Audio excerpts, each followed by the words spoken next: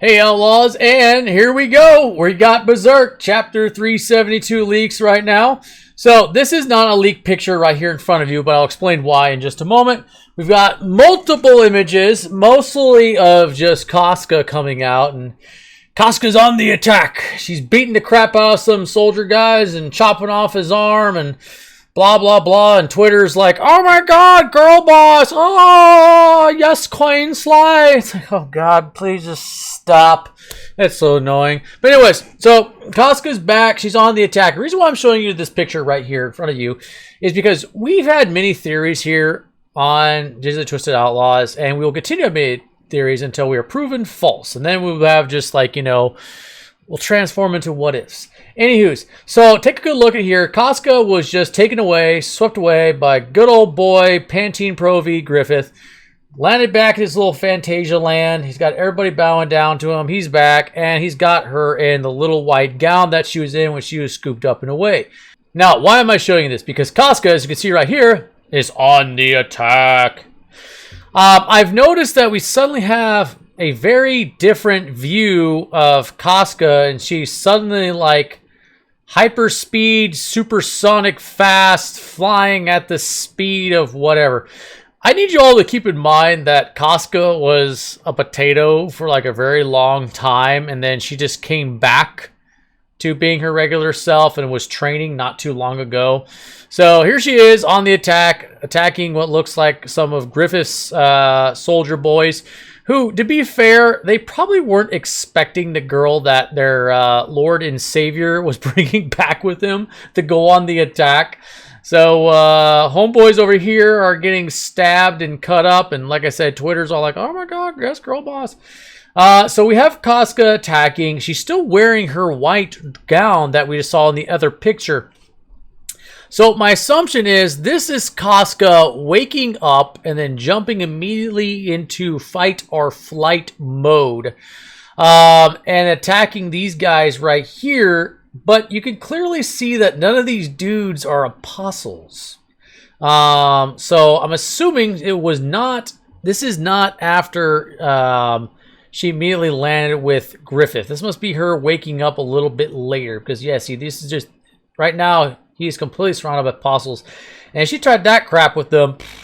They wouldn't hurt her, let's be honest. None of them would actually hurt her because, you know, they're scared to death of Griffith, but it wouldn't be cutty, slicey, dicey, slashy, washy. But anyways, so she goes there, she beats the crap out of them, and then she enjoys a nice little bath. And I hope you guys appreciate my drawing. I had to break up the outlines of Casca's figure here because, you know, YouTube likes certain things, but it doesn't like female figures, so figure that out. Anyways, so here she is taking a nice luxurious bath, and by looking at the design of the bathtub itself, you see lots of wings sprouting everywhere.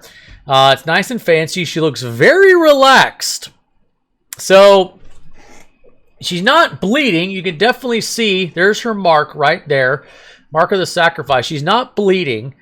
She doesn't look uncomfortable. In fact, she looks like she's having a pretty good time with that nice, luxurious bath of hers. One of our theories we had was that Casca was possibly going to join Griffith and abandon Guts. So especially like my Casca does not love nor desire Guts video. That is, people are kind of like, to be honest with you, when you look at the thumbs up, the thumbs down, it's about, I'd say 2/3 agree to like 3/4 agree to like 1/3 to 25% don't agree, and then the people that don't agree are very vocal in the comment section. But the thumbs up, thumbs down don't lie. So yeah, usually when people agree with something, they're just going to give it a thumbs up. They're not going to comment. But if people vehemently hate something or they disagree with it, they will leave a comment. So I'm kind of leaning towards that theory is somewhat right. Now, Katara Biora did mention recently in his last interview that we got recently covered, and it was, you know, proved like it was translated and published, and we covered that a couple days ago, saying that the party's going to break up. They're not getting back together again for their adventure. So everybody's going to go their own way. Now, Casca could potentially be going her own way in her own version. Remember, she's a mom now. Okay, and Berserk, as much as people don't like it, is pretty red pill. Okay, Casca's main focus right now is not Guts. It wasn't Guts back on Elf Island either. He was left outside to sit around like a dog. Okay, and she even envisioned him as a dog. So there's that for you too. Her main focus right now is her child. And we know that she's still completely obsessed with Griffith. People disagree. They're like, oh my God. Like, look, Griffith and the Moonchild are two separate entities, okay? So she looks like she's having a nice, luxurious bath. Isn't worrying. She's not bleeding from the brand of sacrifice anymore. And to be honest, she didn't look like she was bleeding here either. Granted, we don't really see it, but something set her off. So... And you can see in this picture right here, she has her robe moving on. This guy looks upset. Lots of armored dudes right here. She's going crazy. They've got her like the blank-eyed evil demon lady thing going on. She's chopping things off left and right, kicking people, sword. I mean, I've never seen Casca move this fast before. So, I don't know. I think Studio Gaga is just taking some liberties to help really pump her up since she's finally not a potato anymore. Anyways, that's all I have to say about that. So I think Casca is going to... There's two paths here. And I've said this before in some of our theory videos. She's either going to stick with Griffith and then betray Guts and just hang out with Griffith and just do her own thing, try to get her child back.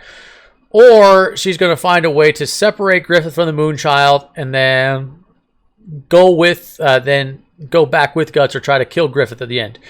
Or, try to separate Moonchild and Griffith. Obviously, well, that's going to happen regardless because, yeah, she wants her child back. And then join Griffith or even possibly become an apostle or use the Bailet herself in order to transform herself into an even more crazy creature. Okay, so it seems like this chapter right here ends with Griffith looking up into the world tree and kind of like, my path is now set forward. What's interesting enough is that it's very, very developed and drawn out in this picture. And as you can see, Griffith looks very much relaxed. He doesn't look angsty. His cape's flowing nice and dramatically. It looks very wonderful. And he's kind of just staring up into the sky. So he probably got what he wanted.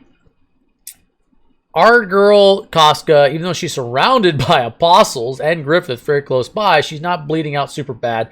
So Griffith may have found a way to turn that off and make her do his bidding or get her to be more hardcore on his side. So what this means is I think it's a short win for Griffith. And let's be honest, this could also, I could be completely wrong with everything I said. And this could just be Casca playing along, figuring out what's going on. We don't know yet. But I don't know. I see she tends to like Griffith more often than not. Anyways, let me know what you guys think. Open the floodgates. Let the hate pour in. Whatever. I'm used to it. I'll see y'all next time.